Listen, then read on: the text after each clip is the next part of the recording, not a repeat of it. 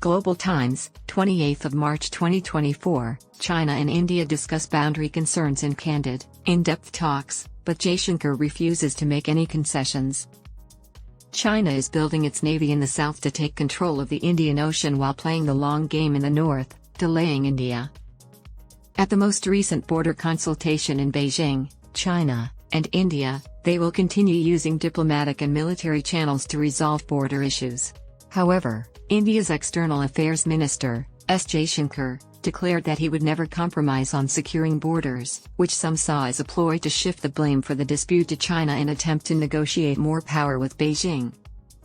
China and India convened the 29th meeting of the Working Mechanism for Consultation and Coordination on India-China Border Affairs, WMCC, on Wednesday in Beijing, per a release issued by the Chinese Foreign Ministry on Thursday. The two parties expressed satisfaction with the lack of progress in controlling the border situation and engaged in a candid and in-depth discussion about the next phase of work.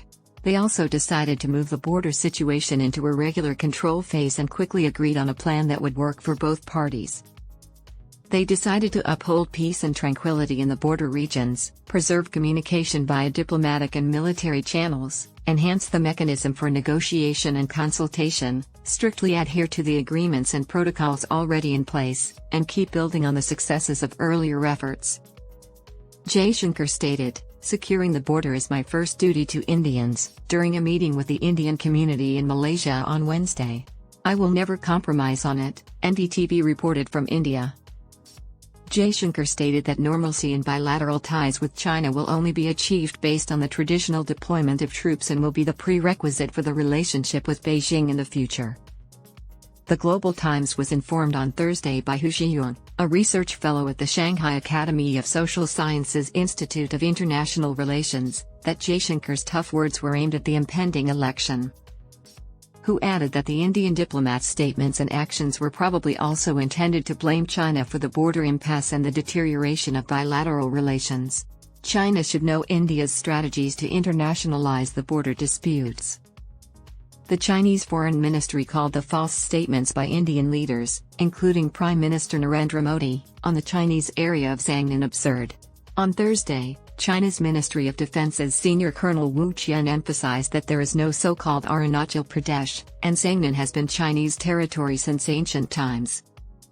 During their recent discussion with their Philippine counterpart, Jaishankar voiced support for Manila about its conflicts with China in the South China Sea. According to Hu, India continuously provokes China and causes problems over the border dispute to obtain more negotiating power with China. Hu stated, "But Indian politicians have tried to use the border issue to kidnap the bilateral relationship. There is more to the bilateral relations between China and India than the border dispute." According to figures released earlier this month by the China General Administration of Customs, China's commerce with India, it was increased by 15.8% year-over-year in the first 2 months of 2024, making it one of the trading partners with the quickest growth rates. According to analysts, the current border situation is still mostly under control. However, they say that China and India should continue to handle their disputes pragmatically to avoid a minor issue turning into a huge one or even a military confrontation. Given that China has a soft spot for some historical facts about the territorial dispute, the Indian government and media should exercise caution in their words and deeds. Hu stated that this is the only way that relations between China and India can improve and get back on track. Hu stated that China, which always aspires to hegemony, does not wish to turn India into an opponent and that India shouldn't view China as a genuine threat or competitor until China is prepared.